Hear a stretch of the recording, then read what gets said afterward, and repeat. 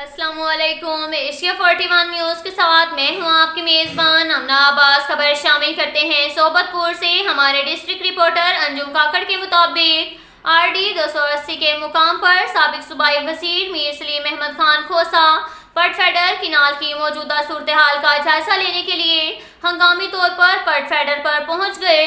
اس موقع پر deputy commissioner عظیم جان دمبڑ اور محکمہ ایریگیشن کے عملہ نے سابق صوبائی وزیر میر سلیم خان کھوسا کو ڈی اسٹیلنگ اور پٹ فیڈر کینال کی موجودہ صورتحال سے متعلق تفصیلی بریفنگ دی۔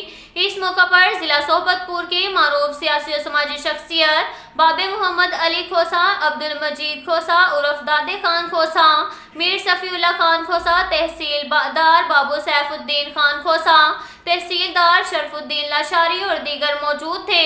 اس موقع پر میر سلیم خان کھوسا نے ڈپٹی کمشنر صحبت پور عظیم جان دمبڑ، AC عبدالکریم بھگٹی اور ایریگیشن عملے کی کارکردگی کو اطمینان بخش قرار دیا۔ صحبت پور کی نامور سیاسی و سماجی شخصیت میر عبدالمجید کھوسا کا کہنا تھا کہ ڈپٹی کمشنر صحبت پور کی پوری ٹیم نے دن رات محنت کر کے ضلع کو بڑی تباہی سے بچایا ہے، جو کہ قابل تحسین عمل ہے۔ اس کے ساتھ ساتھ ایک اور خبر شامل کرتے ہیں صحبت پور سے۔ ہمارے ڈسٹرکٹ رپورٹر انجم کاکڑ کے مطابق ضلع صحبت پور کے عوامی لیڈر میر دوران خان کھوسا اور نیشنل پارٹی ضلع صحبت پور کے صدر حاجی خاوند بخش کھوسا کا پٹ فیڈر RD 280 متاثرہ جگہ کا دورہ۔ اس موقع پر علاقے کے لوگوں نے میر دوران خان کھوسا کو پٹ فیڈر کینال کے مسائل کے حوالے سے بتایا کہ گزشتہ 2 دنوں سے محکمہ ایریگیشن کی مشینیں کام کرنے کے بجائے ایسے ہی کھڑی ہوئی ہیں اور ہماری فصل پانی نہ ہونے کی وجہ سے جل رہی ہے، اوپر سے مونسون کی بارشوں کا بھی امکان ہے۔